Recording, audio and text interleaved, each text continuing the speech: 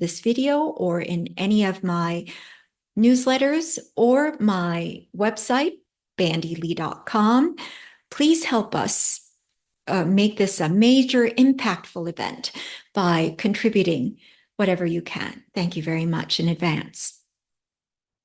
Now, today we will speak about societal disorder through an unfit leader. What does a world spiraling into madness feel like in the absence of mental health help? It resembles what we see today, where conspiracy theories abound and expand, and the foundations of society begin to crumble, where one cannot understand what is happening or how to get out of it. Madness, in fact, is crucial to understand and to recognize in advance, for not only does it descend more easily on a society that is already sick from corruption, deprivation, erosion of rights, extreme economic inequality, and racism and sexism, but it may be the latter's chief weapon.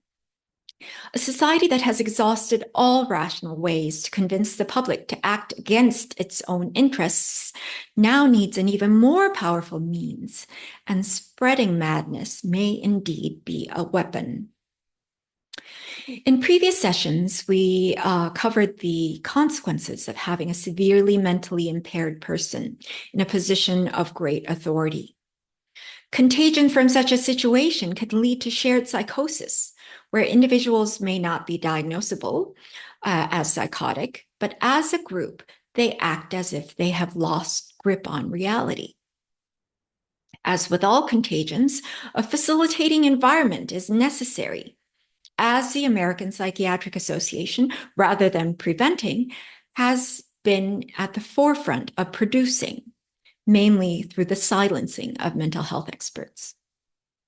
The contagion of corruption, to the point where institutions are no longer functional against a serious public health threat, helps facilitate the contagion of criminality to the point of society's self-annihilation. And this is what I have been calling our society's death spiral, where once we enter into it, the faster it accelerates. Donald Trump's unprecedented presidency of mental incompetence and psychological dangerousness led to more than 1 million American deaths from COVID-19 pandemic mismanagement, the replacement of international alliances and collaboration with transactional combativeness and competitiveness, a global expansion of fascism and dictatorial rule, the propagation of political violence, the exacerbation of economic inequality, the destruction of the environment and climate, and the renewed and accelerated nuclear arms race, which has been catastrophic for the general public. Now, many of these influences have continued into the Biden administration, but I'm speaking mostly of Donald Trump's influence through his mental pathology. These are some of the most critical priorities for the continued survival of the human species that I defined in my textbook, Violence, an Interdisciplinary Approach to Causes, Consequences, and Cures, which was written before the Trump administration. So he's a natural continuation as well as an accelerator. Now he poses an existential threat to American democracy and to the world order and to all humankind. Yet he is neck and neck with Kamala Harris in the presidential race. Why? How can this happen? Cui bono, or who benefits? Who profits from Trump contagion, and why are they so eager to have him back in power? Societal psychopathology may begin or worsen with the spread of symptoms from a dangerously mentally impaired leader, or so-called leader. When severe, we come to the proverbial situation where the lunatics have taken over the asylum or the inmates have taken charge of the prison. This is precisely one of the reasons why despotic personalities seek to reach the top, where they can attain automatic reverence and impunity to counter in fact, their hidden feelings of shame, humiliation, and hidden feelings of of impotence and fragility stemming from their childhood. That is the real reason. But once they reach the political power positions, they become untouchable. Strong democracies are capable of keeping such disordered persons out of the political sphere and in jails and prisons, or to prevent their development in the first place. While healthy society is grounded in reality and tries to cooperate with one another to serve the world's problems, dangerously disordered personalities have very different goals. Their quests for unquestioning flattery and praise causes them to take over or to form their own cults of personality, where the common masses simply serve as instruments for their coddling. But power encourages their growing brazenness, arrogance, and delusions of grandeur, while their increasing detachment from reality fuels their desire for unlimited power, which only fills them with fury in the end, because no external reality can gratify their inner lack. So these individuals truly require containment and treatment, not the granting of their wishes for greater and greater access to power. But there's been a cover-up of Donald Trump's unfitness from the very start. In early 2018, the now disgraced and demoted former White House doctor, Captain Ronnie Jackson, in order to ingratiate himself with Donald Trump, broke with all medical standards to declare Trump mentally fit, based on a 10-minute cognitive screen that has nothing to do with fitness. He did not disclose to the public that, as an emergency physician employed by the White House, he neither had the training nor the independence to perform a mental fitness test. He also did not disclose that, as a subordinate to the commander-in-chief, he would never be qualified to perform such an exam. Additionally, the Montreal Cognitive Assessment, or MoCA, that he chose is known to be so obtuse, even diagnosed dementia patients and patients hospitalized with schizophrenia have aced or have been shown to score perfectly on it. So what should have been deemed irrelevant to the measurement of the mental capacity of a president, except for being revelatory in two ways, Trump gave away his true level of impairment by the degree to which he boasted about these test results. The unconscious is always aware of much more than the conscious mind. So he boasted as if this test were not only qualified him to be president, but made him as some kind of genius. And Jackson showed the treasonous lengths to which he was willing to commit medical fraud and malpractice in order to grovel before a despotic person in power. Thus, at a critical moment when the public was clamoring to know what was mentally wrong with Trump, he managed to quell the flood of inquiry by deceiving the public while slandering us as tabloid psychiatrists, actually echoing the words of past APA president Dr. Jeffrey Lieberman. Many of you would have heard my criticisms of Dr. Lieberman at the same time as the American Psychiatric Association, as he was the driver and crusader against our efforts. So only afterward was his reason for grievously breaking medical standards revealed. He was vying for a cabinet position under a president who was rewarded illegal behavior that propped up his own illegitimate intentions. When the nomination failed because Jackson's other medical malpractice came to light, he went for election to Congress with Donald Trump's eager public support. His similarity to Lieberman is uncanny. Lieberman egregiously broke with medical standards to defend Trump in glowing psychiatric terms, which he did in an article ruling out numerous diagnoses without basis, which is actually truly breaking the Goldwater rule, which he was criticizing us of breaking. because he too was vying for a government job, as it was later revealed. So Jackson was demoted from rear admiral to captain when it was discovered that he mistreated subordinates, made sexual and denigrating statements to women co-workers, got drunk on the job, and dispensed controlled substances inappropriately without examination or prior screening. Lieberman, too, was suspended from being chair of psychiatry at Columbia, terminated as chief of psychiatric services at New York Presbyterian Hospital, Columbia University Irving Medical Center, and forced to resign as director of the New York State Psychiatric Institute after his characteristic decades-long history of mistreating and denigrating trainees, junior faculty, and women colleagues came out in an outrageously racist tweet.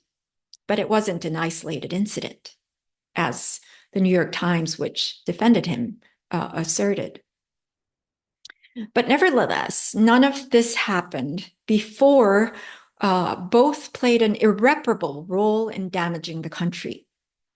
During a crucial window of time when we were very close to holding Trump accountable for his mental unfitness, both Jackson and Lieberman played an outsized role.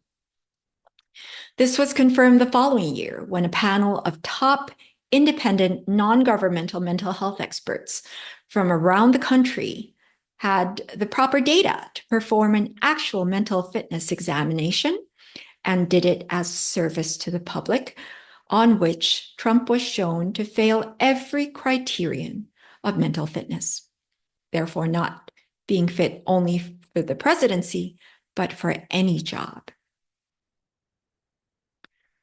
So, cui bono, or who benefits that the United States had a president who did not pass a basic mental capacity test, could not even pass the medical basic test, and therefore was not only unfit for the presidency, but for any job at all. He did not have the basic rational mental capacity to make reality-based, reasoned decisions, and therefore, this should have been the headlines of every newspaper and every news outlet.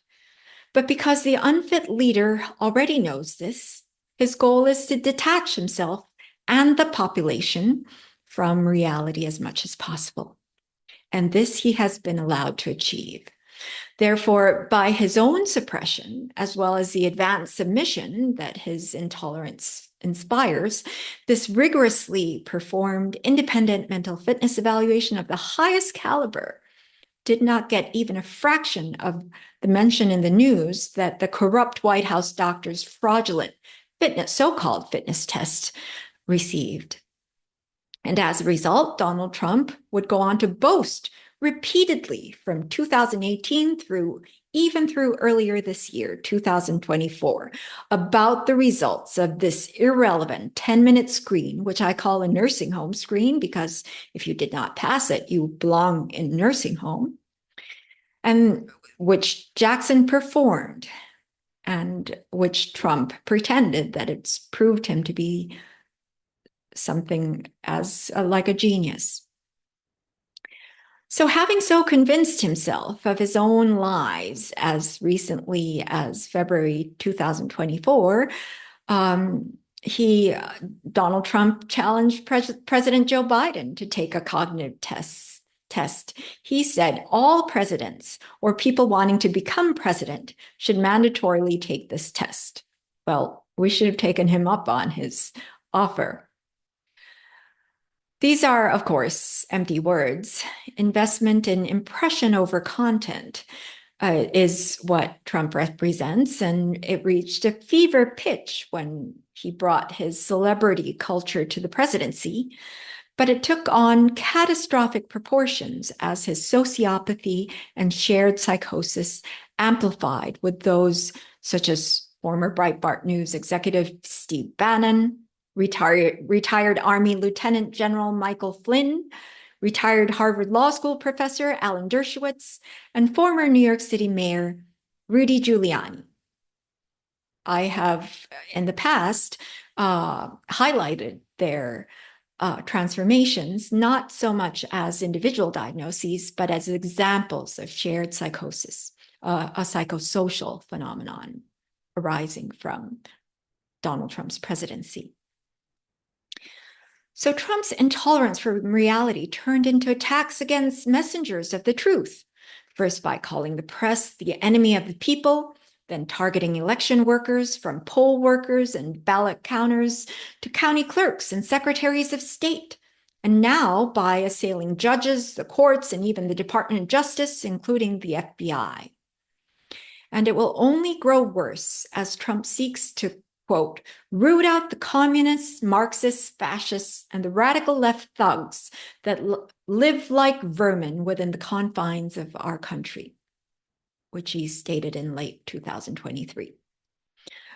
Since even the elimination of all those who represent reality will never solve the true source of his problems, healing consists first of containment and then bringing the patient back to reality, convincing him that reality is not so bad, that there are real solutions, and helping them experience real strategies and real cures is how we treat such individuals, rather than helping and encouraging their maladaptive defenses. But no one has done this, and no one has augmented his symptoms more than Lieberman and then Jackson. While Jackson was militarily demoted for treating subordinates as subhuman and for giving out narcotics so freely as to be nicknamed Candyman, he has not yet been held accountable for committing the most egregious medical crime in perhaps US history. His fraudulently declaring an unfit president as mentally fit has led Donald Trump's remaining in office and subsequently causing up to 1.2 million American deaths and many more worldwide at the height of the COVID-19 pandemic, which may have remained at the epidemic stage had we had a different president. A crisis of democracy, not only by inciting a violent insurrection against the government, but through a spread of fascist contagion. Income inequality that soared with his tax law, increasing the share of income going to the wealthy by 17% before the pandemic, and then billionaire wealth surging by 88% since the pandemic, some of which has been mitigated since the Biden presidency, but still.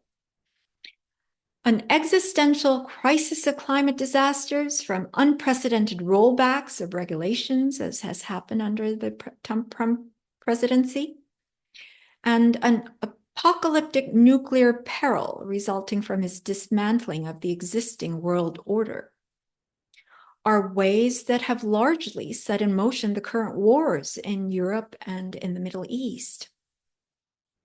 Certainly, these have occurred alongside other factors than Donald Trump, but Trump contagion worsened and made possible all these global crises far more than the world population is aware of, but which mental health experts could help measure. And his contagion in an already weakened society created a vicious circle. From a health perspective, it's this tragedy of immense proportion of having had a full Trump presidency and now his continued candidacy, because these predictable calamities are exactly what fitness tests are intended to prevent. And as our rigorous fitness evaluation showed in 2019, once we had the data from Robert Mueller's very extensive report from collateral interviews that are the most relevant parts of a functional test such as a fitness evaluation, we had precisely predicted what would happen. The question that now needs to be asked is who benefits? What is gained from unleashing Donald Trump's maladies onto a population? There are domestic opportunists, certainly, who are the political chancers and the capitalistic exploiters who have all manner of advancing appointments and legislations that would never have had a chance under a rational president. Trump's affinity for authoritarian leaders and brutal dictators has been deemed a curiosity by many who are unfamiliar with this trait in an American president. But this is a typical personality feature in violent offenders, whom I've specialized in treating. It's actually pathognomonic or disease identifying, as my 25 years of working in maximum security prisons has shown. Of those with arrested development who are looking for a parent figure, a trait that is normal in children but pathological in adults, and possibly catastrophic in a leader of this country. The handicap of having to function as a fully grown adult without having the mental foundation to do so is what gives rise to the destructive defenses that are meant to hide that fact, but which escalates into becoming a danger to one's partner, family, community, society, or nation of which one is in charge. Donald Trump, while he evinces fear and contempt for the accomplished and respected leaders of the developed world, avidly praises Russian despot Vladimir Putin as being very smart, North Korean leader Kim Jong-un as very talented, Chinese president for life Xi Jinping as brilliant, Turkish President Recep Tayyip Erdogan as lifting his country to a new level of prominence and respect, and Hungarian Prime Minister Viktor Orban as one of the strongest leaders anywhere in the world. These are all Trump's words. Accounts of brutality and heinous crimes have only increased his admiration. An American president's subservient endorsement has not only boosted them psychologically, it has made clear what kind of ally Trump would be if he returned to the White House. When Fox host Sean Hannity asked, "Under no circumstances you are promising America tonight, you would never abuse power as retribution against anybody?" Trump responded, "Except for day one." At a National Rifle Association convention, he suggested that he may need 3 terms. Of course, no despot has voluntarily relinquished power after day one, which means he intends to be dictator for life, the purpose of which will be to wreak unlimited violence and retribution against his real and imagined enemies. In an interview, he revealed his lesson from his first presidency, that he was too nice. An impulse for total war against all enemies with impunity is what we tried to warn against through our 2017 public service book, The Dangerous Case of Donald Trump. And for America's rivals and autocratic opponents, few ventures would pay off more handsomely than to aid the election of Trump. Putin considered Trump to be an absolutely easy mark to manipulate, and Netanyahu boasted that he convinced the US president to quit the Iran nuclear deal. Sometimes the greatest threat to national security is someone who can be leveraged and compromised so as to parrot our enemies' propaganda, to destroy American democracy from within, and to assist their rise in global dominance. And Trump has already shown to be their man.